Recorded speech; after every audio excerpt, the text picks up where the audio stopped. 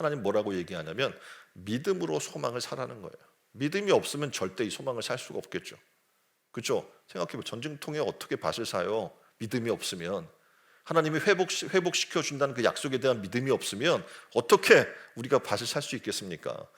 우리는 믿음으로 산다는 것은 우리의 삶에 늘 풍성함이 가득해진다는 것을 그런 뜻이 아닙니다. 그러니까 믿음으로 산다는 것은 늘 건강하다는 것도 아니에요. 믿음으로 산다고 해서 내 삶이 아무런 부족함이 없게 된다는 것도 아닙니다. 믿음으로 산다는 것은 모든 것이 사라져도 우리 아버지 하나님만은 늘 내 곁에 계신 믿고 그 하나님 한 분만으로 만족하는 삶을 살겠다는 약속인 거예요. 영국의 빅토리아 시대의 상징주의인 화가인 조지 프레드릭 와츠라는 사람이 그린 소망이라는 제목의 그림이 앞에 있습니다.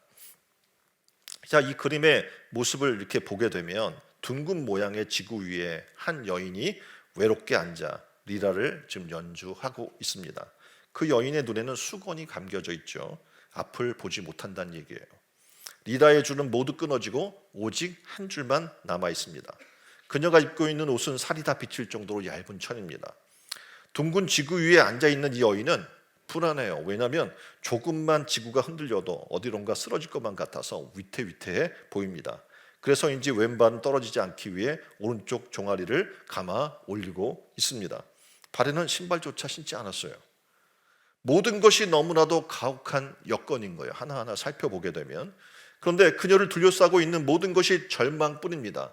이거는 어떻게 보면 소망이나 희망이라는 그 단어의 주제에 그림에 걸맞지 않아요.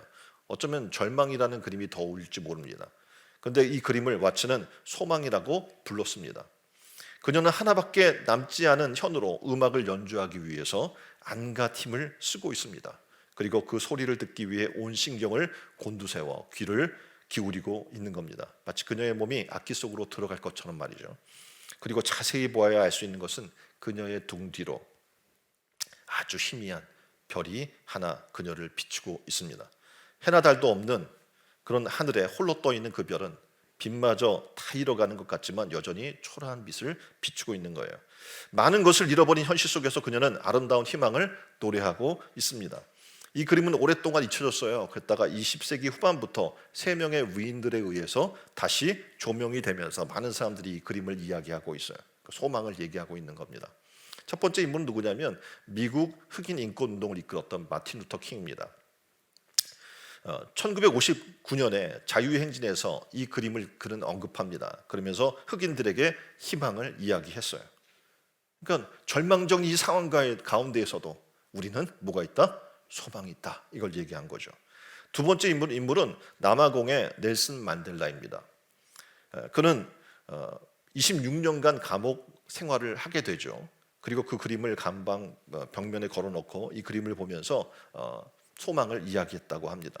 출소한 후에 남아공의 최초 흑인 대통령이 되었다는 거 여러분 잘 알고 있죠. 세 번째는 미국 최초의 흑인 대통령인 버락 오바마입니다. 오바마 대통령의 정치 초년 시절에 이 그림을 보고 미국 정치의 새로운 변화를 일으킬 영감을 얻었다고 이야기하는데 그가 영적 스승이었던 제레미야 라이트라고 하는 목사님의 연설을 듣게 돼요. 설교를. 그래서 미국 사회의 희망을 연설하고 이 그림을 언급하는 그 목사님의 이야기를 듣고 그는 연설의 내용을 메모해 둡니다.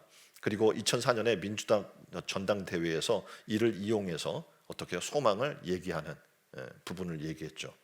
소망이라는 것은요, 우리 삶에 남아있는 것이 아무것도 없어 보일지라도 마지막 줄을 붙잡고 새로운 세계를 향해 꿈꾸며 나아가는 것이다 라고 지금 얘기하고 있는 거예요. 우리 믿음의 삶과 똑같은 겁니다. 이 눈에 아무 증거 아니 보일지라도 믿음만을 가지고서 걸으며, 그렇죠? 그렇게 믿음만 가지고 나아가면 그 가운데 뭐가 있는 거예요?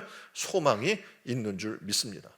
우리 믿는 사람에게는 반드시 붙들어야 될 것이 있는데 뭐냐면 바로 소망인 것입니다.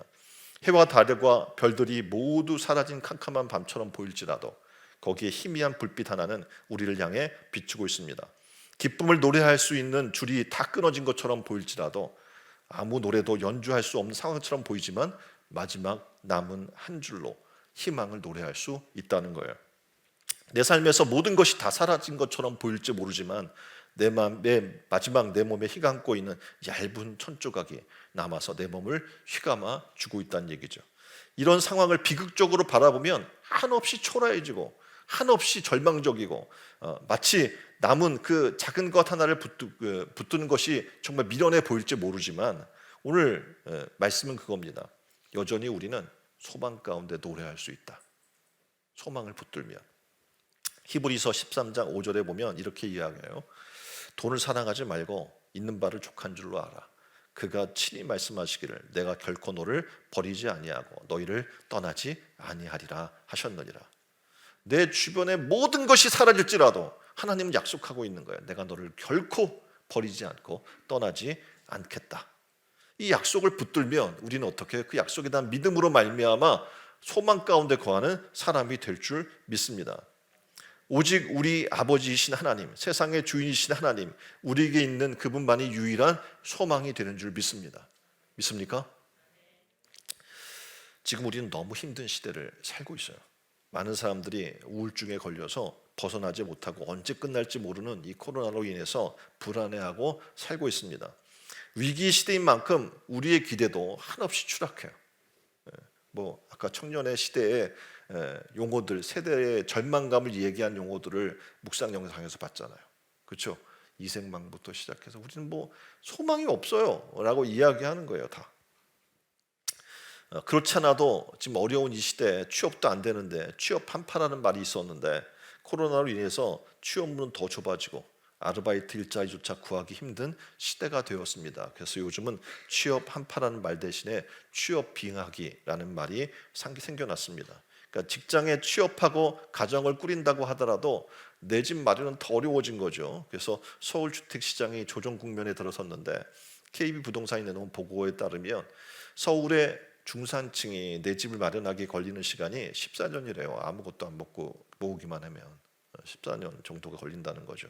그러니까 연간 약 5천만 원 정도 버는 중산층 가정에서 자신이 번 돈을 한 푼도 안 쓰고 14년을 모아야 내 집을 장만할 수 있다는 거예요. 그러니까 먹고 사는 데 들어가는 돈, 자녀를 양육하는 데 들어가는 돈을 제하면 평생 내 집 마련을 할 수 있어요, 없어요? 없게 되는 거죠. 자, 코로나가 계속 지속되면서 자영업자들의 폐업이 지금 속출하고 있습니다. 잘 다니던 직장에서 이제 언제 퇴출당할지 몰라서 벌벌 떠는 사람들이 너무 많은 거예요. 분명 우리가 사는 이 시대는 위기의 시대입니다. 불안의 시대이기도 하고 그러기에 사람들은 자기도 모르는 사이에 절망감 가운데 있는 거예요. 절망감에 사로잡혀서 뭔가 할 의욕이 생기지 않습니다. 의욕을 갖고 뭔가를 하려고 해도 해볼 수 있는 일이 있어요? 없어요? 없다고 생각을 하는 거예요. 그런데 오늘 성경은 이야기하는 거예요. 진짜 절망은 눈에 보이는 어떤 것이 아니고 우리 스스로 포기하고 아무것도 하지 않는 것이다 라고 이야기해 주고 있습니다. 와츠 그림을 보고 사람들은 절망이라고 이야기했다고 합니다. 그 여인에게 남은 것은 아무것도 거의 없었기 때문입니다. 근데 그 그림을 그린 와츠는 절망이 아니라 희망이라고 말하고 있습니다. 왜요? 그 여인은 아직도 지금 그림을 보는 것처럼 포기하고 있지 않기 때문에 그렇습니다. 전 신앙의 삶을 살면서 포기하지 않습니다. 포기하지 않고 달려나가는 자는 어떻게 하나님께서 소망을 주시고 성취하고 이루게 하시는 하나님의 은혜를 만나게 되는 거예요.